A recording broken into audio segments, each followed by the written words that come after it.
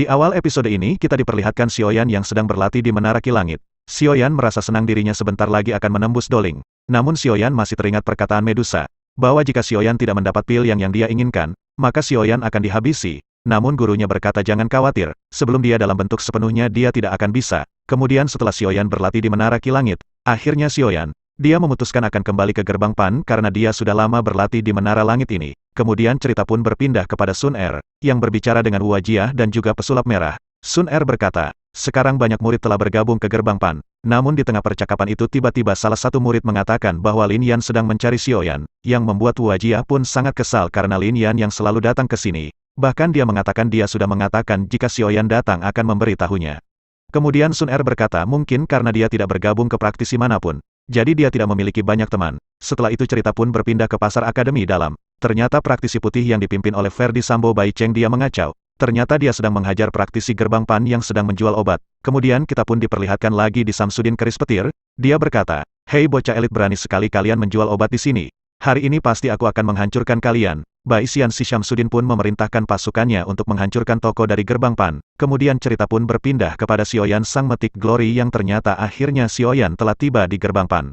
Sun Er yang melihat Xiaoyan telah kembali dia pun sangat senang. Xiaoyan berkata Sun Er maaf abang seperti Bang Toib ya. Sun Er menjawab tidak apa-apa. Namun ketika mereka sedang berbicara Lin Yan muncul. Dia pun meminta obat yang sebelumnya telah diberikan untuk menghilangkan racun api. Xiaoyan sedikit kesal karena dia belum beristirahat. Namun Lin Yan sudah muncul. Namun setelah itu, Xiaoyan langsung memberikan pil untuk menghilangkan racun kepada Lin Yan yang membuat Lin Yan pun sangat senang. Dan dia langsung memakan obat itu. Setelah itu Xiaoyan menanyakan keadaan Gerbang Pan kepada Sun Er. Sun Er berkata, Gerbang Pan sekarang baik-baik saja ketika kakak berlatih.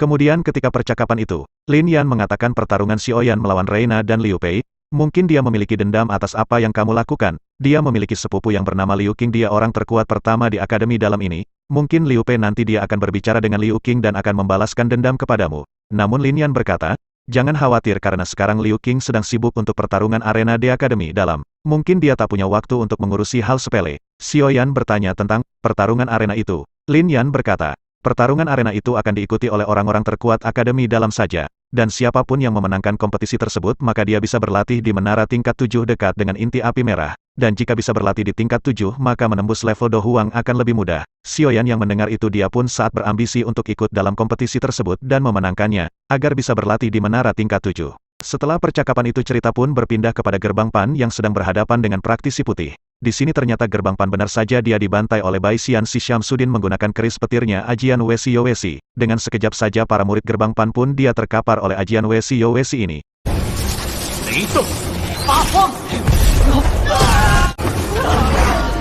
Setelah itu cerita berpindah kepada Xiaoyan kembali, yang dimana ternyata di sini Lin Yan telah memberikan anggur kuno celestial kepada Xiaoyan. Xiaoyan berkata, aku belum menyembuhkan kamu sepenuhnya. Lin Yan menjawab tenang saja aku tidak takut kamu akan kabur.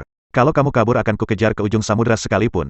Setelah itu Lin Yan dia pergi. Xiaoyan yang mendapatkan benda itu dia pun sangat senang. Setelah kepergian Lin Yan, Xiaoyan dia berbicara dengan Sun Er dan Hua Jia dan juga pesulap merah. Namun ketika mereka sedang berbicara tiba-tiba muncul salah satu murid Gerbang Pan yang sedang terluka. Dia mengatakan, para murid Gerbang Pan di pasar telah dihajar oleh si Bai Xian Samsudin. Xiaoyan yang mendengar itu dia pun merasa marah. Karena dia sang matik glory telah dihina, para murid Gerbang Pan. Mereka pun menuju ke praktisi putih yang dipimpin oleh Bai Cheng. Xiaoyan dan para murid baru pun segera bergegas menuju praktisi putih. Kemudian cerita pun berpindah kepada praktisi putih. Kemudian salah satu murid melaporkan kepada Bai Cheng si Ferdi Sambo bahwa Xiaoyan yang sang matik glory sedang kesini akan menghabisi kita. Namun Bai Cheng si Ferdi Sambo berkata itu bagus kita akan hancurkan Gerbang Pan di sini. Fuao dia sangat senang karena dia juga ingin balas dendam dan begitu pula si Samsudin. Atai berkata Bai Xian kau akan dihajar nanti. Bai Xian si Samsudin dia marah mendengar itu. Dia pun akan berniat menyerang Atai namun untung saja sang matik glory Xiaoyan yang muncul tepat waktu. Dan langsung membantai pada praktisi putih. Xiaoyan berkata, kau adalah sampah Bai Cheng kau telah melanggar janji. Kau mengatakan dalam waktu 6 bulan kau tidak akan mengganggu praktisi Gerbang Pan. Bai Cheng berkata, aku hanya disuruh seseorang untuk menghancurkan Gerbang Pan. Jadi aku akan senang hati melakukannya. Xiaoyan bertanya siapa yang memerintah. Bai Cheng menjawab tidak ada komentar. Di sini Xiaoyan sangat murka yang pada akhirnya pertarungan matik glory melawan matik glory pun tidak terhindarkan. Pai akhirnya muncul Lin Yan, yang dimana dia adalah salah satu murid terkuat akademi dalam, yang sebelumnya telah dibantu Xiaoyan Pil untuk memulihkan racun api di tubuhnya. Dia yang melihat Xiaoyan bertarung dengan Bai Cheng, dia pun langsung menghajar Bai Cheng. Lin Yan berkata, Bai Cheng, Ferdi Sambo, kau ingin dijadikan rujak? Jika kamu mengganggu gerbang pan, kamu sama saja telah menggangguku. Dalam pertarungan itu ternyata si Ferdi Sambo dia tidak mampu menghadapi Lin Yan. Karena tingkat mereka jauh berbeda karena Lin Yan, dia adalah salah satu murid terkuat Akademi Dalam. Xiaoyan, apakah gerbang pan telah mendapatkan masalah? Bai Cheng melihat Lin Yan pun dia sedikit ketakutan. Bagaimanapun kekuatan Lin Yan, jauh sangat kuat dibandingkan Bai Cheng. Bai Cheng berkata, Lin Yan, kau tak usah ikut campur dengan urusan ini. Lin Yan pun dia sangat marah, dia berkata, tak usah banyak bicara. Jika kamu mengusik gerbang pan dan para muridnya, maka kau juga telah mengusikku. Mendengar perkataan dari Lin Yan, Bai Cheng pun dia ketakutan, dia tidak berani kepada Lin Yan. Kemudian Bai Cheng dia berkata kepada Xiaoyan, Xiaoyan, kau hanya mampu berlindung di belakang seseorang, seperti ayam betina. Tidak lama setelah percakapan itu, tiba-tiba ada salah satu kelompok lagi muncul, menghampiri mereka, langsung menghampiri Bai Cheng. Tidak lain itu adalah praktisi obat, yang juga sangat dendam kepada Xiaoyan dan para murid gerbang pan karena telah mengganggu penjualan obatnya. Yang tidak lain ketua dari praktisi obat itu adalah Han Xian, bisa disebut Rizky Bilar, yang sebelumnya meminta Bai Cheng untuk bergabung. Han Xian, si Rizky Bilar, dia berkata kepada Lin Yan, kau selalu ikut campur dengan urusan orang lain. Jika kau seperti itu, apa kamu mau aku banting? Lin Yan yang melihat Han Xian, dia pun sedikit kesal. Lin Yan bukan takut kepada Han Xian, namun Han Xian memiliki koneksi kepada orang-orang terkuat di Akademi Dalam. Karena dia selalu memberikan obat kepada 10 murid terkuat. Lin Yan berkata kepada Han Xian, apa ini semua adalah ulah dari praktisi obat? Han Xian, si Rizky Bilar, dia tidak mengakuinya dia telah melakukan KDRT. Han Xian berkata, walaupun ini semua adalah ulahku, aku akan dengan mudah meminta 9 orang terkuat di Akademi Dalam untuk menghajarmu. Kau itu di peringkat 10. Namun aku memiliki koneksi kepada 9 orang terkuat di Akademi Dalam. Lin Yan yang mendengar itu dia pun terdiam, namun tidak lama setelah itu Xiaoyan pun menghampiri Lin Yan, dan mengatakan, biarkan aku yang mengurus tentang hal ini. Aku sang Matic Glory, aku bisa menangani ini semua. Aku pasti akan bisa menghajar si Rizky Bilar telah melakukan KDRT. Cerita berpindah kepada Han Xian dan melihat Xiaoyan. Oh, jadi ini adalah Xiaoyan, pemimpin gerbang pan dan juga seorang alkemis. Han Xian mengatakan, aku tidak mengira murid baru yang sangat lemah ingin bersaing dengan praktisi obat. Xiaoyan mengatakan, selama ada aku sang Matic Glory maka gerbang pan akan melakukan apapun yang mereka inginkan. Xiaoyan mengatakan, kualitas obat yang aku buat lebih baik daripada yang kamu buat dan juga harganya terjangkau. Han Xian yang mendengar itu dia pun sangat marah. Ini menjadi tamparan keras sebagai senior praktisi pengobatan. Xiaoyan mengajak Han Xian untuk bersaing dalam pemurnian obat. Jika aku menang, maka aku dan para murid gerbang pan boleh jualan obat di Akademi Dalam ini. Dan sebaliknya jika aku kalah aku tak akan berjualan obat kalah. Namun Han Xian berkata dia pun menyetujuinya untuk bertarung pemurnian obat. Namun Han Xian menambahkan, jika aku menang maka aku juga mendapatkan rahasia pil yang telah kamu jual. Dan jika kamu menang maka aku akan memberikan tempat 50% penjualan obat di Akademi Dalam ini. Xiaoyan yang mendengar itu dia pun langsung menyetujui syarat-syarat yang telah ditentukan oleh Han Xian, si Rizky Bilar. Kemudian setelah itu Han Xian pun berkata, aku akan meminta ketua Hao, yaitu penjaga obat yang berada di Akademi Dalam untuk menjadi juri di pertandingan kita. Mereka berdua pun segera bergegas menemui ketua Hao, dan mengatakan bahwa mereka akan bertanding pemurnian obat.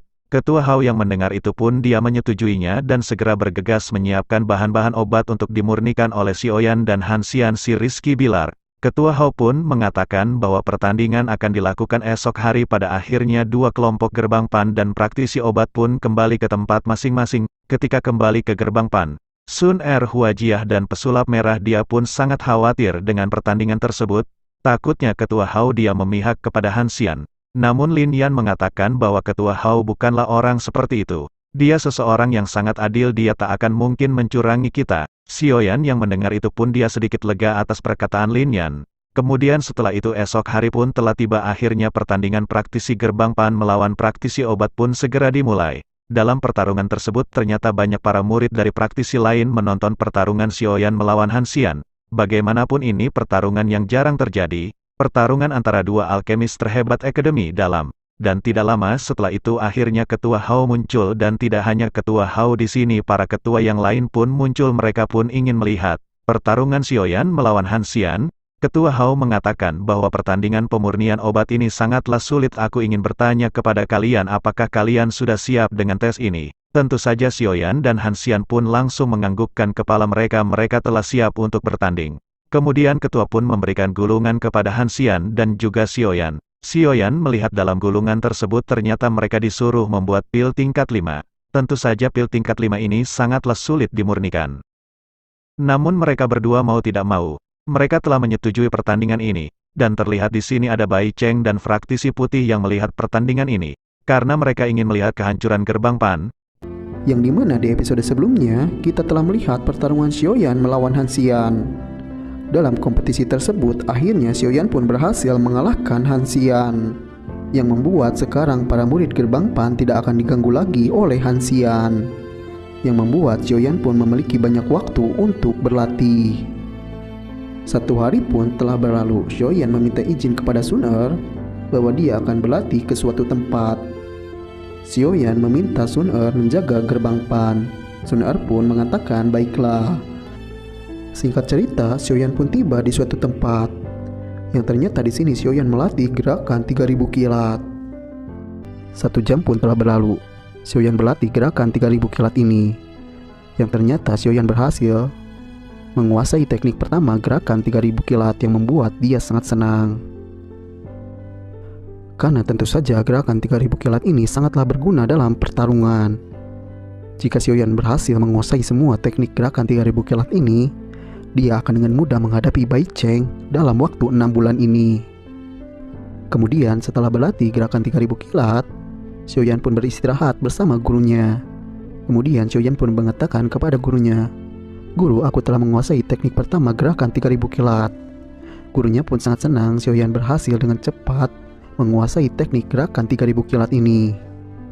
Kemudian Xiaoyan pun mengatakan kepada gurunya bahwa sekarang dirinya telah menembus tingkat 8 Dadushi. Di saat bersamaan, Xiaoyan pun mengeluarkan pedang besarnya. Namun ketika Xiaoyan mengeluarkan pedang besarnya, tiba-tiba angin berhembus sangat kencang. Xiaoyan pun tidak tahu apa yang terjadi ketika dia mengeluarkan pedangnya. Tiba-tiba suasana berubah. Ya Allah, guru Xiaoyan yang melihat keadaan tidak baik, dia pun langsung membuat perisai pelindung. Keanehan ini berlangsung selama 3 jam. Dengan pedang besar di tangan Xiaoyan, tiba-tiba pedang itu bergetar. Xiaoyan pun menggerakkan pedang besarnya. Ya Allah, guru Xiaoyan pun mengatakan, "Xiaoyan, keberuntunganmu selalu berdatangan. Barusan itu adalah kekuatan dari teknik pedangmu." Guru Xiaoyan pun menjelaskan, "Xiaoyan, selama kamu berlatih di akademi dalam ini, sepertinya teknik pedangmu juga mengalami peningkatan. Walaupun semua ini baru permulaan, namun beberapa tahun ke depan, pedangmu akan memiliki teknik do sendiri." Setelah mendengar penjelasan dari gurunya, Xiaoyan pun sangat senang. Karena selama berlatih di akademi dalam ini, semua dalam tubuhnya mengalami perubahan. Xiaoyan pun sangat percaya diri dalam waktu 6 bulan dia mampu menembus Doling. Karena bagaimanapun dia harus menembus Doling untuk menghadapi Bai Cheng, sang Perdi Sambo. Setelah mendengarkan penjelasan dari gurunya, Xiaoyan pun akan pergi beristirahat. Dan kemudian Xiaoyan pun akan memakan salah satu pil, yaitu pil Ice Spirit untuk memulihkan tenaga dalam tubuhnya. Namun ketika Xiaoyan akan memakan pil Ice Spirit tersebut, tiba-tiba raungan yang sangat keras muncul di tengah hutan. Xiaoyan yang mendengar raungan buas itu, dia pun sangat terkejut. Dia tidak tahu hewan apakah yang memiliki raungan yang sangat mengerikan. Namun Xiaoyan yang merasakan raungan hewan ajaib ini, Xiaoyan pun berkata mungkin kekuatannya selevel The Huang. Dan Xiaoyan pun merasakan ada kekuatan lain yang ada di tempat tersebut. Sepertinya ini akan terjadi pertarungan. Xiaoyan yang sangat penasaran, Xiaoyan pun akan berniat menuju tempat itu. Singkat cerita, karena Xiaoyan sangat penasaran, dia pun mengikuti arah raungan hewan itu. Tidak lama Xiaoyan berjalan, Xiaoyan pun tiba di tempat tersebut. Setelah Xiaoyan tiba di tempat tersebut, Xiaoyan pun melihat ada 6 orang yang sedang berkumpul. Kemudian Xiaoyan pun memperhatikan salah satu orang. Karena salah satu orang itu dia sangat kenal. Yang ternyata salah satu orang itu adalah senior Han Yue, salah satu murid terkuat akademi dalam. Kemudian cerita pun berpindah kepada Han Yue dan 6 orang itu. Terlihat salah satu orang dalam kelompok itu bertanya kepada Han Yue, "Apakah benar benda yang kita cari ada di dalam tubuh monster itu?" Han Yue pun menjawab pertanyaan laki-laki itu, "Benar, benda itu ada di dalam tubuhnya. Mana mungkin aku berbohong tentang keselamatan orang-orang." Yang ternyata pria kekar yang bertanya kepada Han Yue adalah Yan Hao. Dia juga ternyata adalah salah satu orang terkuat akademi dalam. Dia berada di tingkat 4 strong ranking. Kemudian salah satu pria lain mengatakan, "Benar, Han Yue tak akan pernah berbohong." Pria itu bernama Lin Suya. Dia juga adalah salah satu orang terkuat di akademi dalam. Dia berada di peringkat 2. Cerita pun berpindah lagi kepada Xiaoyan yang melihat dari kejauhan. Dia pun sangat kaget karena orang yang di depannya adalah orang terkuat akademi dalam. Dia tidak menyangka dia akan bertemu di sini dengan orang-orang terkuat akademi dalam. Kemudian cerita pun berpindah kepada Liu Pei dan 5 orang lainnya.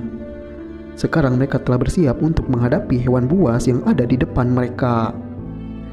Liu Pei dan 5 orang lainnya, mereka pun mengeluarkan doki yang sangat mengerikan. Bagaimanapun mereka adalah orang-orang terkuat akademi dalam. Mungkin untuk sekarang kekuatan mereka lebih kuat dibandingkan sang Mythic Glory Xiaoyan. Sekarang Liu Pei dan 5 orang lainnya telah bersiap untuk menghadapi hewan buas yang ada di depan mereka.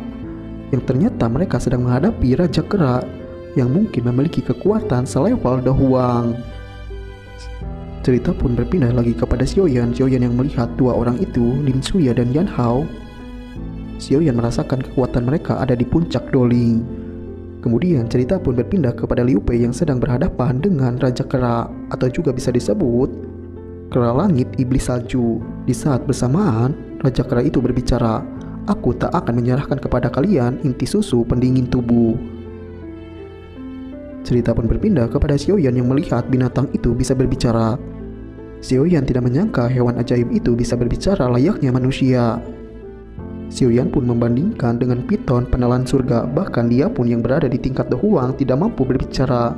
Di sini Xiaoyan pun sangat terkejut dengan kejadian ini. Kemudian guru Xiaoyan pun berkata, karena hewan Raja Kera ini sangatlah langka, ditambah lagi dia memiliki inti susu pendingin tubuh yang berada di tubuhnya, yang memungkinkan dia memiliki kecerdasan yang sangat besar, yang mampu membuat dirinya bisa berbicara layaknya manusia. Kemudian cerita pun berpindah ke dalam pertarungan lagi Liu Pei melawan Raja Kera ini. Kemudian kita pun diperlihatkan pertarungan Liu Pei dan 5 orang lainnya melawan Raja Kera ini. Dalam pertarungan itu, Raja Kera ini mengeluarkan semua kekuatan yang dia miliki. Yang ternyata Liu Pei dan orang-orang terkuat akademi dalam pun mereka sangat kesulitan untuk menghadapi Raja Kera ini. Bahkan untuk peringkat keempat terkuat akademi dalam dan peringkat kedua, mereka tidak mampu menghadapi Raja Kera ini secara bersama-sama. Kemudian Yolo, guru Xiaoyan, mengatakan kepada Xiaoyan, "Kera ini adalah hewan langka dan juga memiliki darah liar.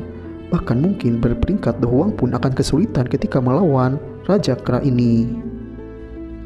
Yolo mengatakan itu dia melihat bagaimana amukan Raja Kera ini menghajar orang-orang terkuat akademi dalam. Kemudian cerita pun berpindah lagi kepada Raja Kera yang sedang mengamuk. Dia mengeluarkan semua kekuatannya dan kecepatan yang sangat tinggi. Dengan kecepatan kilat, Raja Kera ini sudah berada di depan Lin Suya, orang terkuat kedua di akademi dalam. Dan dia pun langsung menghempaskan Lin Suya dengan kepalan tangannya, yang membuat semua orang yang berada di situ sangat kaget karena Lin Suya memiliki kecepatan tinggi, adalah orang terkuat kedua akademi dalam. Bahkan kecepatan Lin Suya tidak mampu menangani kecepatan Raja Kera ini. Setelah menghempaskan Lin Suya, Raja Kera ini mendekati Han Yue, yang ternyata Raja Kera ini mengincar Han Yue sekarang. Dengan kecepatan yang sangat tinggi, Raja Kera ini berniat untuk menyerang Han Yue yang sedang tidak berdaya. Sekarang Han Yue yang tidak mampu bergerak lagi akibat pertarungan sebelumnya, dia pun hanya pasrah menerima serangan Raja Kera ini. Lin Suya yang melihat Raja Kera itu akan menyerang Han Yue, dia pun berteriak kepada Han Yue, "Han Yue, lari!" Namun sayang, Han Yue tidak mampu bergerak. Sekarang Han Yue, dia menerima takdir akan diserang oleh Raja Kera ini. Namun ketika Han Yue akan diserang oleh Raja Kera ini, tiba-tiba kilatan petir muncul, yang ternyata akhirnya sang Mythic Glory Xiaoyan muncul dan membantu Han Yue selamat dari serangan Raja Kera ini. Orang-orang yang berada di situ pun sangat terkejut dengan seseorang yang berbaju hitam menyelamatkan Han Yue. Kemudian Xiaoyan pun menanyakan keadaan Han Yue. "Senior, apakah senior baik-baik saja?" Han Yue pun membuka mata dan dia sangat terkejut. Di depannya adalah Xiaoyan, sang Mythic Glory. Han Yue pun berterima kasih kepada Xiaoyan telah menyelamatkan dirinya. Han Yue dalam hatinya berkata, dia tidak mengira kekuatan Xiaoyan dengan cepat meningkat setelah pertemuan terakhirnya. Bahkan sekarang kecepatan Xiaoyan mampu menghindari Raja Kera itu. Bahkan Lin Suya di peringkat kedua pun dia tidak mampu menghindari kecepatan Raja Kera ini. Kemudian cerita pun berpindah kepada Yan Hao. Dia pun memerintahkan anak buahnya untuk mencari Lin Suya yang sebelumnya terhempas oleh serangan Raja Kera itu. Kemudian Yan Hao pun mendekati Xiaoyan dan dia bertanya, "Mengapa sebelumnya aku belum pernah bertemu denganmu?" Kemudian Han Yue pun memperkenalkan Xiaoyan bahwa dia adalah murid baru yang sebelumnya telah bertarung dengan Han Xian dan juga Bai Cheng. Yan Hao pun dia sangat kagum kepada Xiaoyan, walaupun dia murid baru dia sangatlah kuat. Tidak lama setelah itu, akhirnya Lin Suya yang sebelumnya terhempas muncul dengan keadaan luka. Di sini Lin Suya pun dia sangat kagum kepada Xiaoyan, bahkan dirinya dia tidak mampu menghindari serangan Raja Kera ini. Blue, the feeling behind my eyes. You stood out 'cause you were in red.